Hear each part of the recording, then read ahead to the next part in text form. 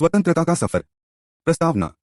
सन 1947 की आधी रात दिल्ली में मानसून की ठंडी हवा बह रही थी। संसद भवन के अंदर रोशनी जगमगा रही थी और बाहर लाखों लोग सांस थामे खड़े थे। अचानक लाउड स्पीकर पर आवाज गूंजी। Long years ago we made a tryst with destiny. यह पंडित नेहरू की आवाज थी। भीड़ में खड़ा एक बूढ़ा किसान जिसके बाल सफेद हो चुके थे आंसू पोंछते हुए बोला, बेटा, ये वो दिन है जिसके लिए तेरे दादा ने जान दी, तेरे बाप ने जेल काटी और मैंने खेत छोड़कर आंदोलन में हिस्सा लिया। यहीं से हमारी कहानी शुरू होती है, एक परिवार की आंखों से देखी गई भारत की आजादी की दास्तान। पहला अध्याय, कंपनी के साए में। कहानी के नायक हैं रामप्रसाद, उत्तर प्रदेश के एक छोटे गांव के किसान। उनके दादा गंगाराम 1850 के दशक में जवान थे। गांव में सब कुछ शांत था, लेकिन धीरे धीरे अंग्रेजों का असर बढ़ने लगा। जमींदार अब सीधे ईस्ट इंडिया कंपनी को कर देने लगे और किसान कर्ज में डूबते गए। गंगाराम के चाचा, जो बंगाल में नौकरी करते थे, एक दिन गांव आए और बोले, प्लासी की लड़ाई के बाद से सब बदल गया है बेटा, अब असली मालिक अंग्रेज हैं। गंगाराम को यह समझ नहीं आया कि दूर की लड़ाई का असर उनके खेत पर कैसे पड़ा, लेकिन अगले ही साल टैक्स बढ़ गया और उनकी फसल का आधा हिस्सा जमींदार उठा ले गया।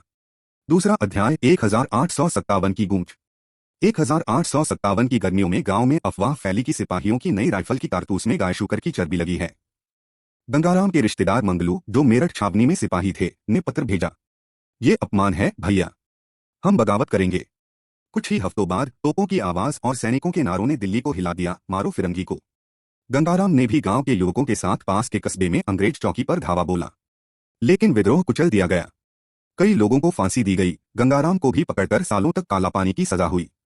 यहीं से रामप्रसाद के परिवार में यह विश्वास घर कर गया, आजादी के लिए कुर्बानी देनी पड़ेगी।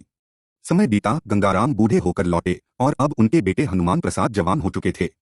1885 में जब भारतीय राष्ट्रीय कांग्रेस बनी तो हनुमान प्रसाद गांव के इकलौते पढ़े लिखे नौजवान के रूप में पास के शहर में उसकी सभा में गए। वहां उन्होंने दादा भाई नौरोजी का भाषण सुना। अंग्रेज भारत की दौलत लूट रहे हैं और हमें केवल क्रम्स यानी टुकड़े दे रहे हैं, करो या मरो। 1942 में द्वितीय विश्व युद्ध चल रहा था। गांधी जी ने मुंबई से करो या मरो का नारा दिया। रामप्रसाद के बेटे शंकर अब जवान थे। उन्होंने गांव में तिरंगा फहराया, जिसके लिए उन्हें जेल भेज दिया गया। जेल में उन्होंने सुना, नौसेना के सिपाहियों ने भी विद्रोह कर दिया है। अब अंग्रेजों को समझ आ गया था कि भारत पर राज करना नामुमकिन है। स्वतंत्रता और विभाजन।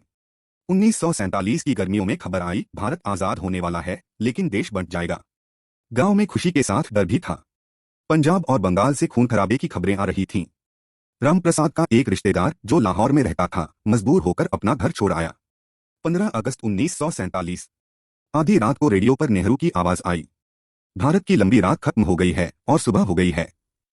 गांव के चौपाल में सबने मिलकर तिरंगा फहराया। रामप्रसाद ने आसमान की तरफ देखा और बुदबुदाए, गंगाराम दादा, देखो तुम्हारा सपना पूरा हुआ। 15 अगस्त 2025 की सुबह। आज 15 अगस्त 2025 को रामप्रसाद के पोते अमित लाल किले के सामने खड़े हैं, जहां प्रधानमंत्री तिरंगा फहरा रहे हैं। अमित अपने छोटे बेटे को ये पूरी कहानी सुनाते हैं और कहते हैं, बेटा, ये आजादी हमें मुफ्त में नहीं मिली, ये हमारे खून से सींची गई है। इसे बचाना तुम्हारा फर्ज है। साथियों, हमारी वीडियो अच्छी लगे तो हमारे चैनल को सब्सक्राइब करें। आपका प्यारा दोस्त विकास।